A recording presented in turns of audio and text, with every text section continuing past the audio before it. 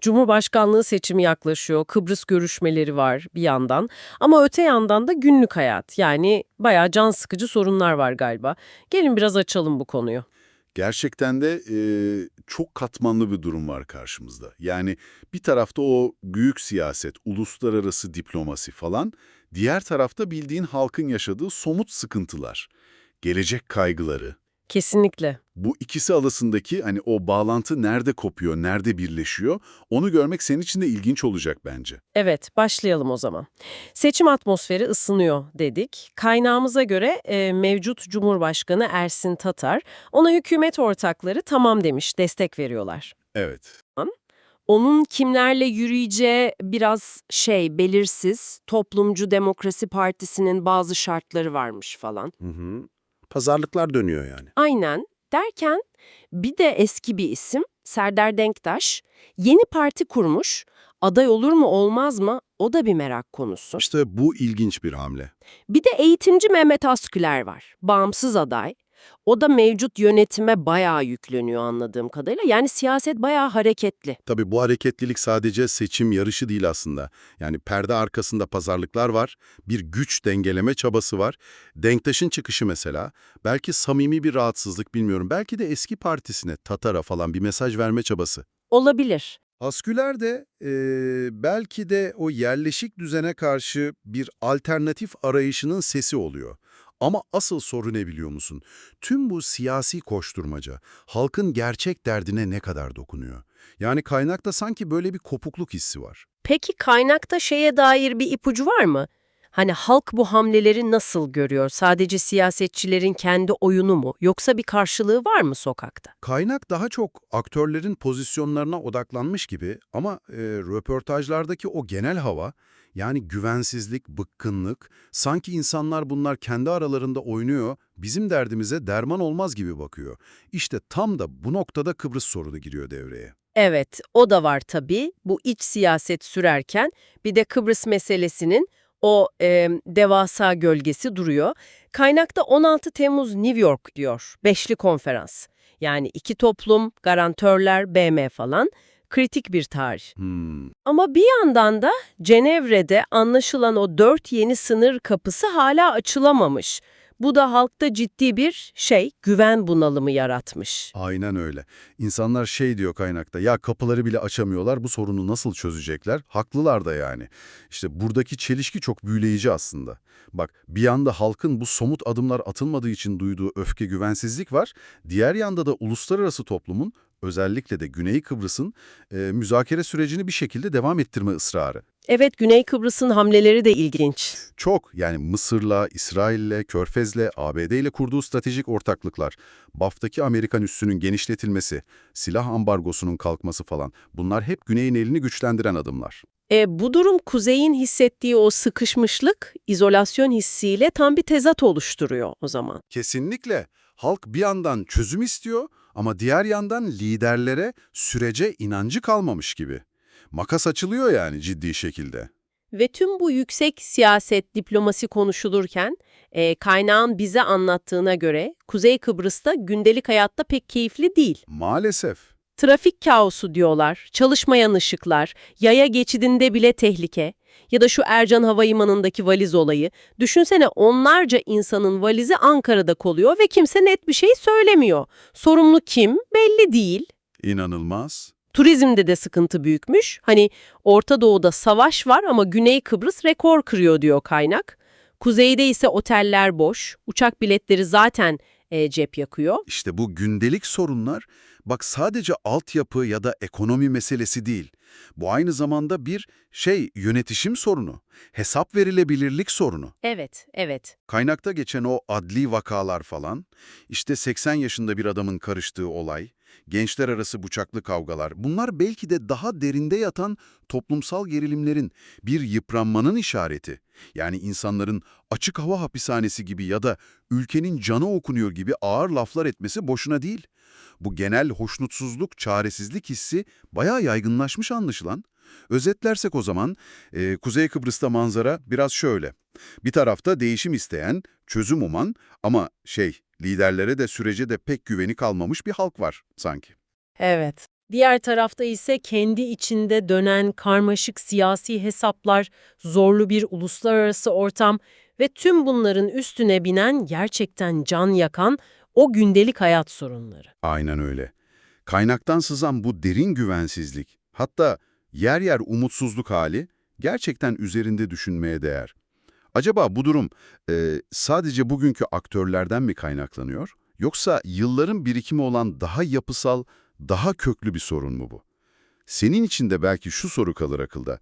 Bu kadar yaygın bir karamsarlık varken, hani onunlu bir değişim için o ilk ateş nereden yanabilir? Nereden başlayabilir? Welcome to the deep dive. Today we're starting in Cyprus with a story that's, well, honestly quite shocking. It involves an 80-year-old man, Tahsin Karagodslir, stabbing a 56-year-old man multiple times. 4 times, apparently. 4 times, yeah. And the reason, his 56-year-old ex-partner was planning to marry the victim. The police were apparently quite taken aback. Yeah, it's definitely unusual, almost unprecedented for Cyprus, that kind of incident. But, sometimes these really strange local news items, they actually open a window, don't they? A window onto maybe deeper societal issues, things bubbling under the surface that you don't get from just the main headlines. Exactly. It's not just a crime story. It hints at maybe underlying frustrations.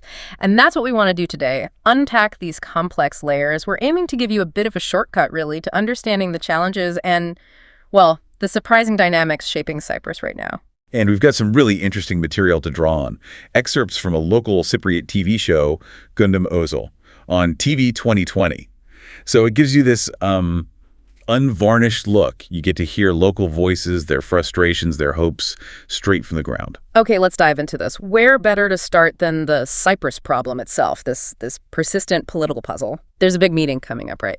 A 5-party conference on July 16th in New York. That's the plan. It involves the guarantor powers, the UK, Turkey, and Greece. The countries with historical ties and responsibilities there. But it feels like we've been here before. Didn't they have talks in Geneva just back in March? They did, and reportedly they actually agreed on 6 points, which sounds promising. Included in that was opening 4 new border crossing points, Hasbulat and Lurasina from the Turkish Cypriot side, and 2 others proposed by the Greek Cypriot side. Okay, so agreement on paper. But what happened? Did the gates open? Well, no, they didn't.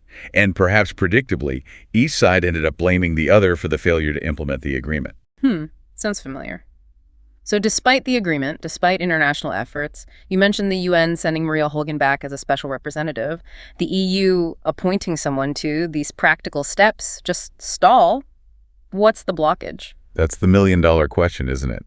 If you listen to the people interviewed in our source material, you get a real sense of, well, deep skepticism. A lot of people just don't believe a solution is possible anymore.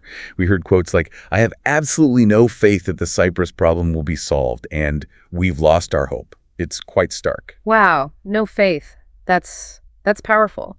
But surely there's still a desire for things like the border gates opening for practical reasons. Oh, absolutely. That came through loud and clear. Yeah. People want access, especially to the south, where goods are often cheaper. One person put it very simply, we need the gates to open because it's a necessity for the people. It's about daily life, practical needs. So it's this mix of practical need versus deep political cynicism. Exactly. And the views on what a solution even means are really divided. Some see it as freedom from being in a prison. They literally use the term open-air prison to describe life in the north. An open-air prison. Yeah. But then others worry. They fear a solution might mean the Turkish military leaves, which they see as protection.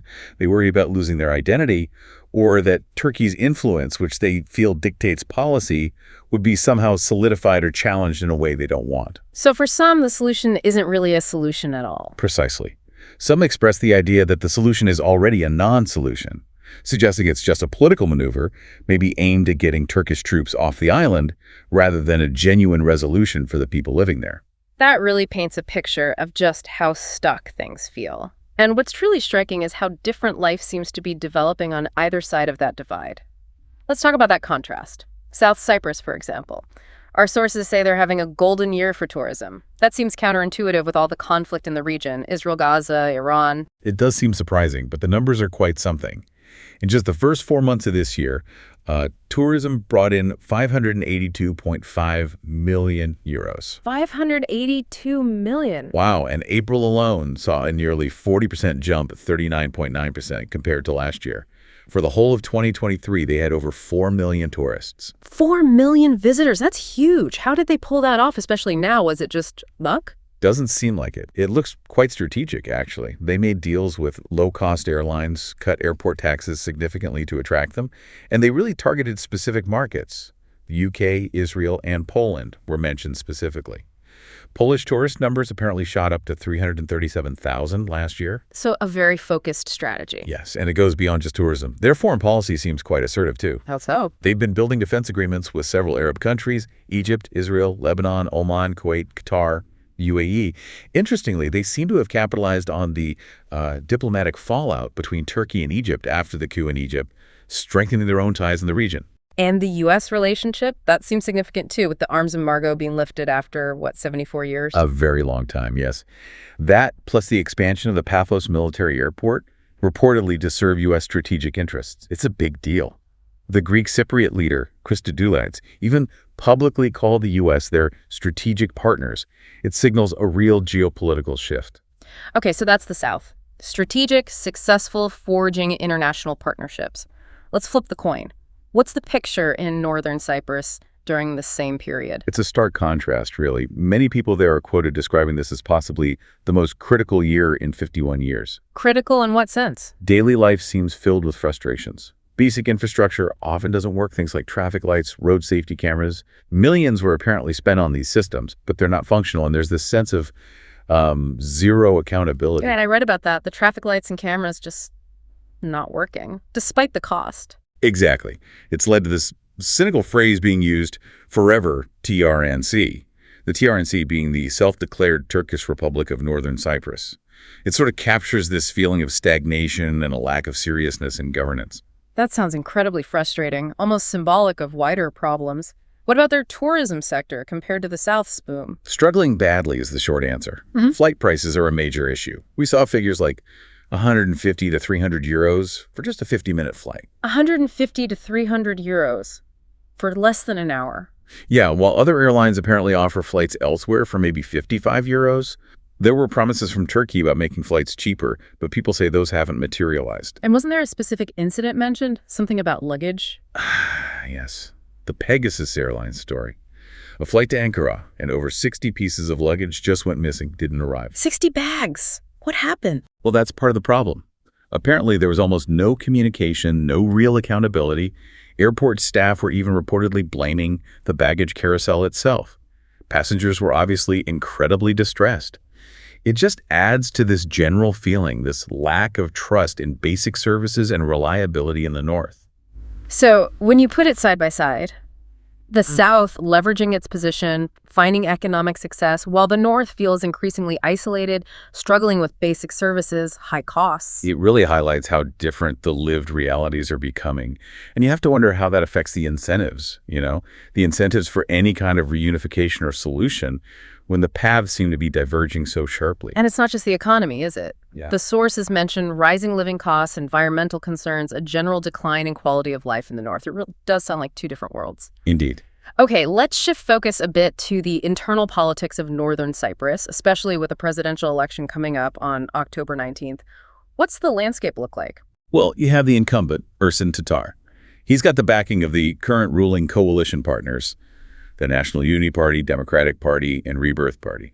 Standard incumbent position, then. Any strong challengers? Yes. Tufan Erhürman, he leads the main opposition, the Republican Turkish Party. But his potential support, say from the Social Democratic Party, seems to come with strings attached. Strings? Like what? Like potential demands for ministry positions if they were to form a government after a future general election.